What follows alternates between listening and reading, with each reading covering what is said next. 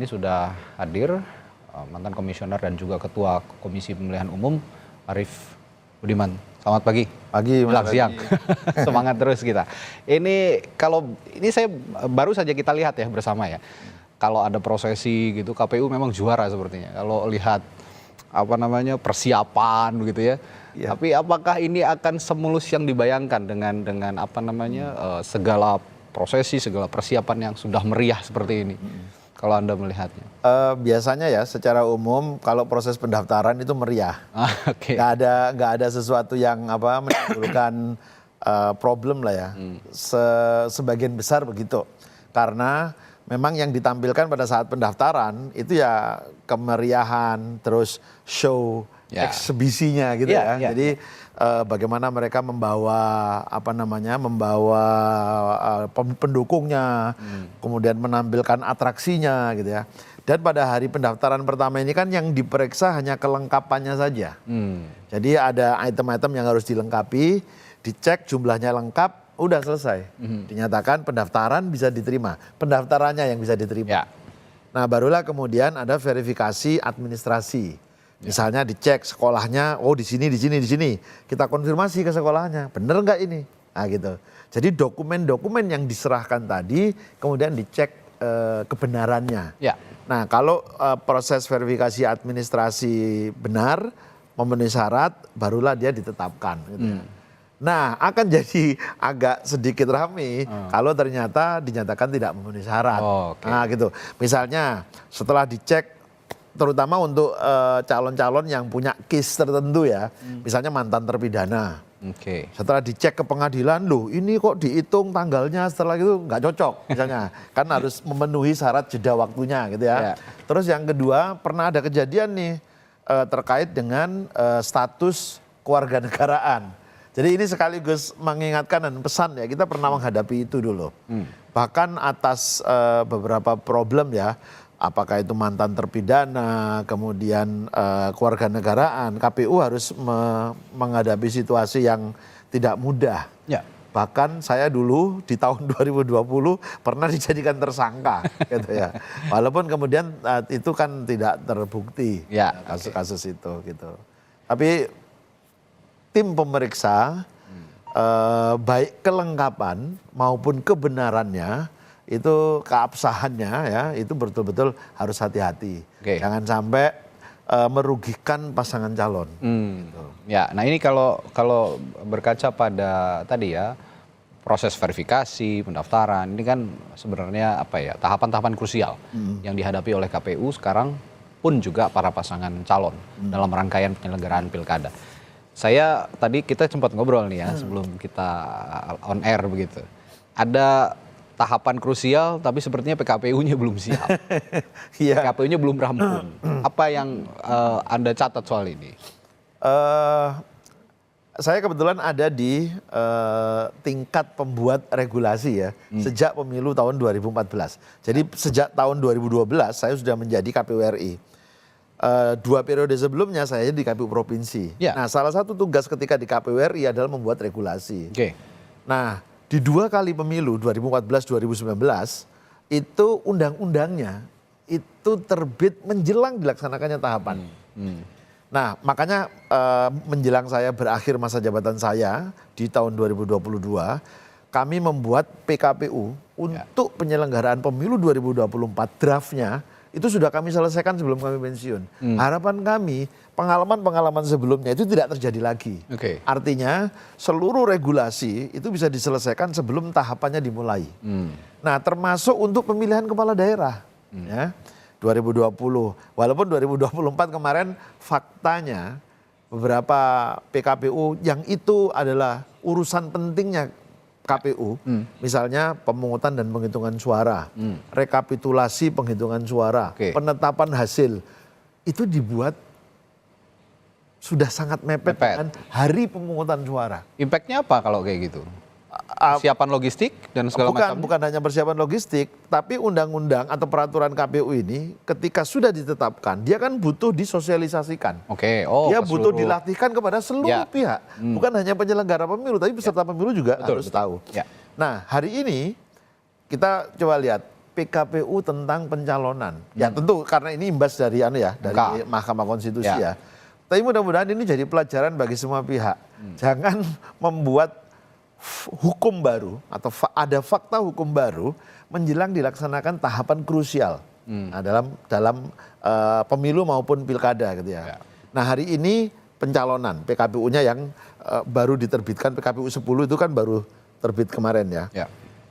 Walaupun sebelumnya sudah ada PKPU 8. Ya.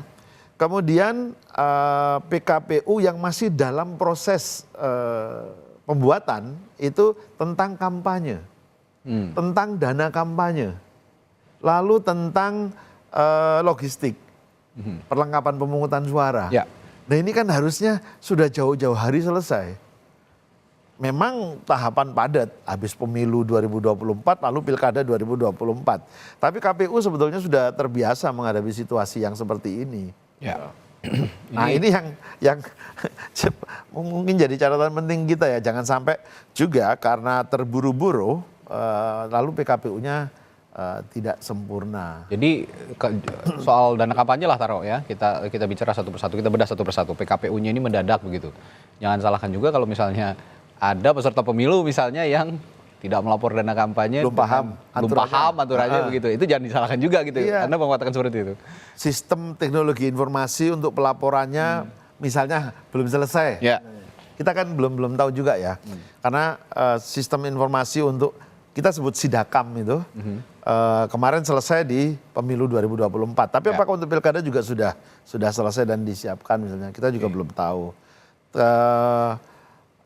Jangan sampai keterburu-buruan ini membuat pelaksanaannya menjadi kurang baik. Gitu. Jadi ini harus jadi perhatian. 22 September akan ditetapkan pasangan calon yang memenuhi syarat untuk menjadi calon. Ya. Kemudian 3 hari kemudian tanggal 25 September sudah dimulai kampanye.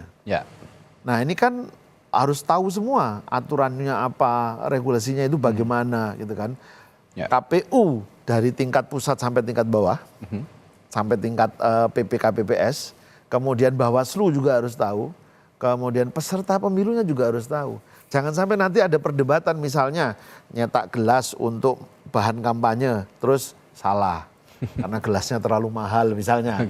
Itu ada ketetapannya ya? Ada. Berapa yang dicetak itu kan maksimal harganya sekian.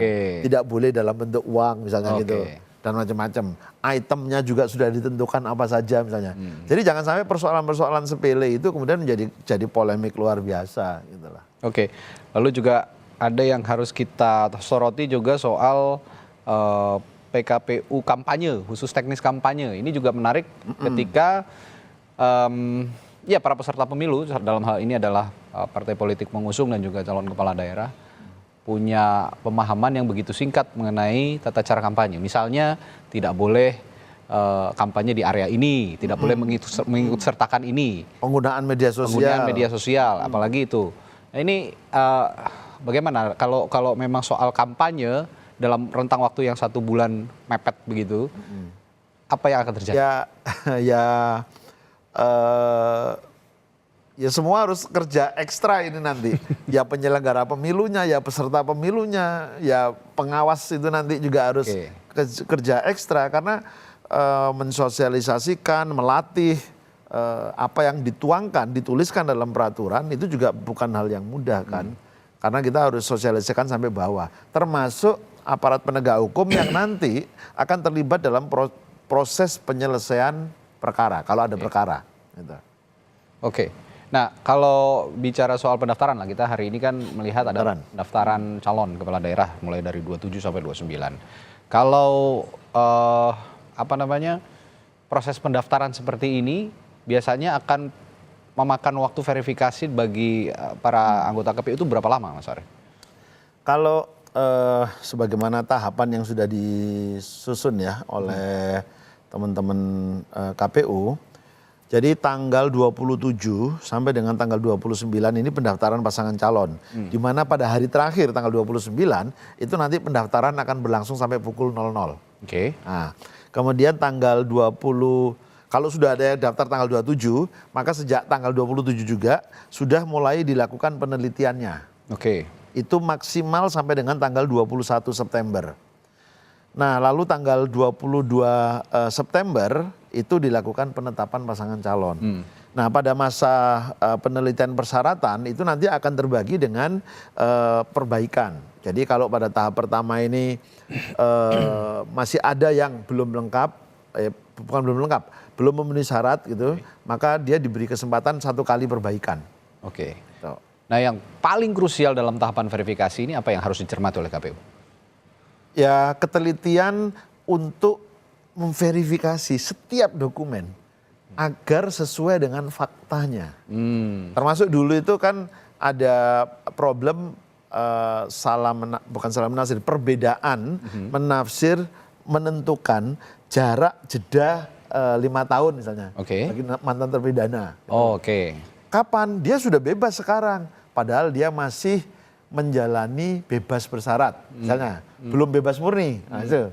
Jadi menghitung tanggal sedetail itu memang termasuk sebelum keluar putusan Mahkamah Konstitusi ya, itu menghitung jatuh temponya tanggal berapa seseorang itu memenuhi syarat usia 25 tahun atau 30 tahun. Awalnya kan pada saat penetapan pasangan calon. Lalu KPU merevisi sebagaimana putusan MA menjadi pada saat pelantikan. Nah, awalnya kan tahapan KPU nggak ada pelantikan, lalu muncul ada pelantikan. Jadi udah akhirnya keluar. Lalu sekarang ada putusan MK kembali lagi pada saat penetapan. Nah itu harus dihitung betul itu. Dia lahir tanggal berapa, lalu betul nggak jatuh temponya pada tanggal penetapan itu kan tanggal 22 September ya. Itu betul-betul 25 tahun untuk bupati dan wali kota dan betul-betul 30 tahun untuk gubernur dan wakil gubernur. Gitu. Nah, termasuk yang krusial juga sepertinya yang sering muncul masalah soal verifikasi ini adalah ijazah. Ijazah para calon kepala daerah memverifikasinya apakah betul sekolah di sini, gitu lulus tahun sekian, punya gelar ini, punya gelar itu. Nanti saya akan tanyakan kepada Mas Arief soal ijazah ini, tapi kita akan jeda dulu di Breaking News Kompas TV. Kami kembali sesaat lagi.